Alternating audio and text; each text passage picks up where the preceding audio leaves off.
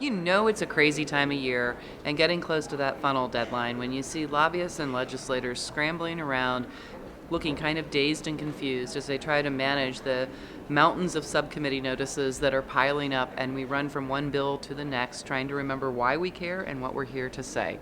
This is really a preview of what it's like as the legislature tries to clear all of their policy bills and to determine which ones are going to remain alive for the next hurdle in the process.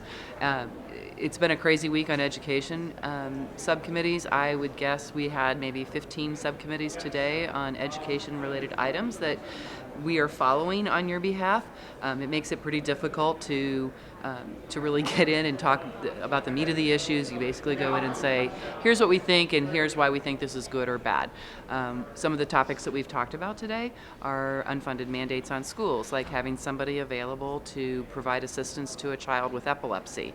We talked about why that would be very difficult for us to afford. We've talked about restrictions on saying what employers can say about whether or not their employees can run for political office. And we've talked about things that are saying, is there enough transparency with respect to administrator salaries and some of the other compensation that they receive? Should we require districts to issue yet another report? These are just kind of a taste of what we've been dealing with. So what are the three things you need to know about this week? Well, we're rapidly approaching the February 13th deadline, which is the 30 days after the governor submitted her budget, and it's the time by which the legislature is supposed to have agreed upon the SSA amount for the upcoming fiscal year and the upcoming school year.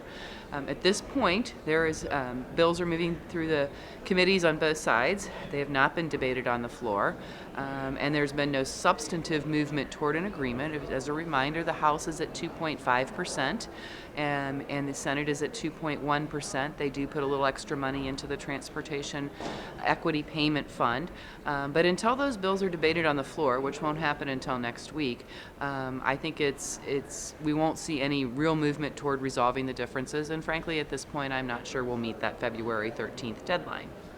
Number two, there's a couple of major policy bills that are really good for schools and really are trying to provide some additional supports that are moving through.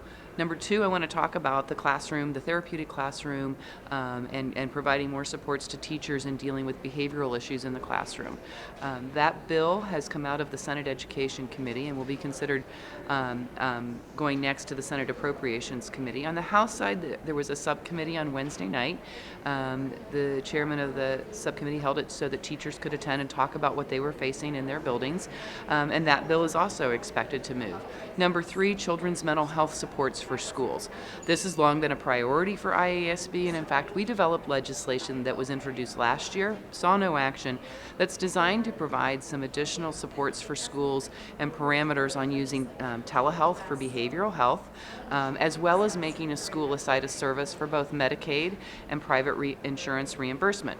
Well, the governor took care of the Medicaid site of service issue by directing DHS to make that change. So now that bill has also moved out of a subcommittee in the Senate and will be moving out of the Senate Education Committee next week, and we're very optimistic that these changes are going to happen. Packaged together, I think they show a strong bipartisan commitment to doing something to respond to the concerns school districts, boards, and others have raised about what's going on with mental health in our schools.